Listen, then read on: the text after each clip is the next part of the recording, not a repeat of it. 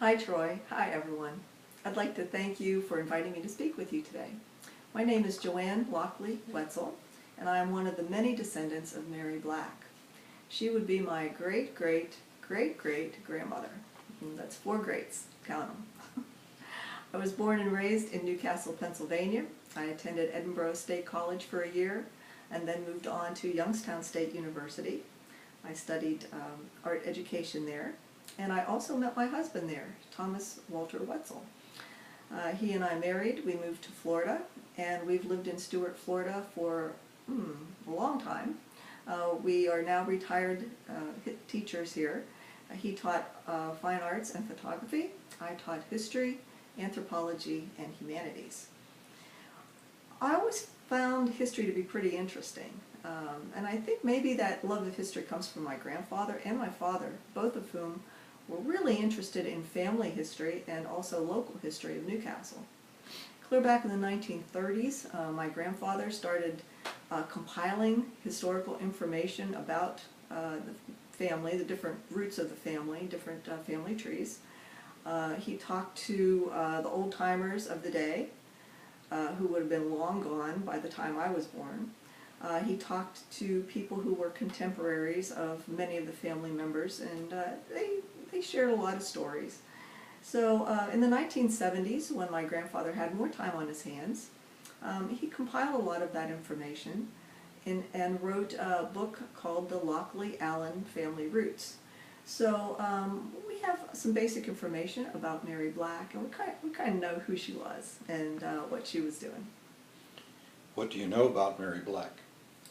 Well, my grandmother, who I talked to about Mary Black, of course, we had the basic facts. Mary was born Mary Johnson in Ireland in the year 1801. She met Andrew Black. They married in 1831, and then the very next year, in about 1832, they moved to America, into Shenango Township, or Taylor Township. I'm not really sure quite where. But they had a farm there. Andrew worked as a canal worker, worked some other odd jobs. They supposedly were very much in love. They had 9 children. The 5th child that they had was named Eliza, and that's where my family descended from, was from Eliza Black. This was a time period, of course, when there were very few conveniences. So Mary would have had a very hard life raising 9 children. She would have had to make all their own clothes. They were, of course, working on the farm. She was making sure that they were getting schooling. You know, it was tough. And she was a hard worker. My grandmother said that she was rather religious. And that she loved her family, and hard worker. She could be a little grumpy sometimes, you know, because of the heartache of the day. 3 of her sons fought in the Civil War on the side of the Union, and at least one of them eventually ended up in the prison camp, prisoner of war camp, in either Andersonville or in Florence. There are records that show both of those. So that would have been very, very difficult for her too. So if you think about it in a way, Mary Black and her family, you know, would have been a Gold Star family 3 times over because of those 3 sons who passed away during the Civil War. Mary Black's husband died when he was in his 60s. Mary didn't pass away until she was 87. The year was 1888. You know, so she was 20 years without him, still working the farm. So very tough existence, I would think. What are some of the fictional stories that you know about her? Well, you know, there were several fictional stories. There was one about looking in a mirror, and you put a candle behind you and you turn around 3 times, and or 100 times, you know, depends on the version of the story. and you say, Mary Black, come to me, Mary Black, come to me, you know, and supposedly she shows up behind you in the mirror and scratches your face or something. There are a lot of these stories like that out there. And in teaching history for so many years, you know, I was always kind of interested in these stories, maybe because, you know, I had heard, when I was in high school, I had heard some of these stories about Mary Black, and I was actually surprised when I heard them. You know, I asked my grandmother about them, you know, and my grandmother said, oh, you know, that's just so much codswallop, you know, it's silly. But, you know, in teaching history, I would see that these stories, you know, are very, very old stories that actually predate Mary Black. They go back to medieval times when people were afraid of the plague, and when they were thinking that people came back from the plague. And, you know, there were always a lot of these ghost stories and urban legends. If you do any kind of research, you'll find that the Mary Black story is not just Mary Black. It's Mary whoever, you know, from you know, different parts of the world. These stories crop up every place. There were also other stories about the fact that she supposedly was buried with a lot of money, which is really kind of absurd. All you have to do is, you know, take a look at her photograph, and you'll see that you know, she's decked out in her Sunday finest, and you don't see not a bit of jewelry on her. You know, look at her hands, and you'll see the calluses there from her hard work. She was a hard-working farm lady, is who she really was. One of the only pictures of Mary Black on record is a portrait shot. She looks a little grumpy and fairly menacing. Yeah, do you know what she was really like based on your research as a descendant? Well, you know, the old photographs, everybody looks old and grumpy in those old photographs. The camera equipment of the day was, of course, very new. It was archaic, and it had very long exposure times. In fact, there were even apparatuses that would keep your head, you know, still, because during the exposure time you couldn't move or you would have a blurry photograph. So people were not encouraged to blink. They were not encouraged to smile. The exposure times were something like, you know, 2 minutes long. I mean, can you actually smile, you know, for 2 minutes? Very different. It was a very different experience having your portrait taken back in the 1800s than it is today, you know, with the selfies where everybody's posing, you know, and you know, today if you don't like the way your photograph turns out, you simply delete it and try again, you know, and you keep moving the camera around until you get it exactly where you have a very pleasing photograph. So I think that that people who look at Mary Black's photograph and see a grumpy old lady there, you know, you're not seeing the person. You're seeing simply an image that was caught very, very quickly there. And it's kind of a shame that we look back at the 1800s and we stereotype so many of the people from that time period as being stiff and formal and grumpy when they really were very much like us, you know, happy, hardworking people. How do you feel about what has been associated with Mary Black, like the witch tales and urban legends? Well, you know, a lot of that, I think, is something modern that has been attached to her. There were no stories about Mary Black being a witch until the late 60s and 70s. And that's really when all of these stories seem to appear.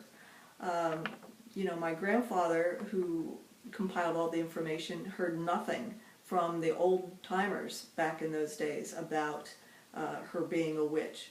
I think it's just something that maybe is a modern thing. Maybe this Harry the Hermit Stein, Mr. Stein, must have been a pretty much of an entertainer. You know, I picture him as someone who was, you know, sitting around in this in the Tyndall cemetery with a bunch of people, high school kids who were drinking and maybe smoking some wacky tobacco or something, and you know, I think he must have needed some kind of notoriety, and so he told these stories. How did he come up with the name Mary Black? Probably looked at one of the tombstones there saw an old tombstone. The name Black, of course, is pretty iconic for witches, you know. So, of course, Mary Black, and he made up these stories about her. He said that she was haunting the cemetery. Of course, you know, everybody loves a good ghost story, including myself. I love ghost stories. I love stories about witches. But, you know, Harry the Hermit made it personal. You know, he picked out a name. And because of that particular singling out, that specificity on his part, you know, he really changed some of the history, I believe, associated with Mary Black, and probably not for the better. What would you say to people who believe in urban legends? Well, I think urban legends and ghost stories come about because they appeal to something deep in the human psyche. Primordial fears, you know, fear of the dark, fear of things that go bump in the night. You know, I think when before electricity was invented, people were sitting around by gaslight, and before that sitting around by campfire light. And, you know, things that they couldn't explain were very scary to them. So I think that some part of our human psyche, even in modern times here, gravitates toward those scary stories. I love scary stories. Do I believe them? No, I don't. Because we have science now, we can account for all of that, for those things that go bump in the night. I think the human factor and what humans do to each other is much scarier than anything that supernatural could come up with. How do you feel about the desecration of Mary Black's gravesite as a descendant, and more specifically the grave robbing of her bones? I think anybody who desecrates a cemetery, who digs up bones, I think is showing tremendous disrespect for the people that they are disinterring. You know, the people who are buried in these cemeteries, they were living, breathing people. They were people who loved, they were people who cried, they were people who struggled to feed their families, they were people who cried over the loss of their children, and to dig them up because you think that they're a witch or something, you know, to me that's terribly disrespectful to them. It's disrespectful to their family. Basically, people who are desecrating cemeteries are erasing history. People who chip away at tombstones are erasing history. You know, I remember a story one time about a teacher that I taught with supposedly had a piece of the pyramid, one of the Egyptian pyramids, and that she had picked up while she was there. And I said, well, you know, what are you thinking about? You're destroying history. How can future generations enjoy these things if you have taken them and, you know, you've got it sitting in your bedroom somewhere?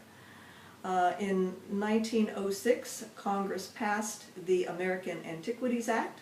So not only is it disrespectful to be digging up the bones of dead people's ancestors, but it's a federal crime as well. Do you have any suspicion of who might have stolen the bones? The family has heard different rumors over the years. One rumor involved a group of occult people over in Youngstown, some witches coven there that was led by a fella, very, very bad news. He supposedly murdered a woman and her child in Newcastle. The story goes that they then went out to the cemetery and threw the knife that he had stabbed the woman with, threw it in the swamp there. You know, I had heard that he and his witches or his coven had dug up the bones. But you know, the funny thing is that that cemetery had been vandalized before him, and the headstones had been moved around. So who knows whose bones anybody got? That cemetery housed between 35 and 50 people at one time, and the Boy Scouts had gone out a few times. Different Boy Scout troops had tried to refresh the cemetery and kind of clean it up. So, you know, those stones have been moved, and who knows, you know, who's left in that cemetery and who's not. What would you say to the perpetrators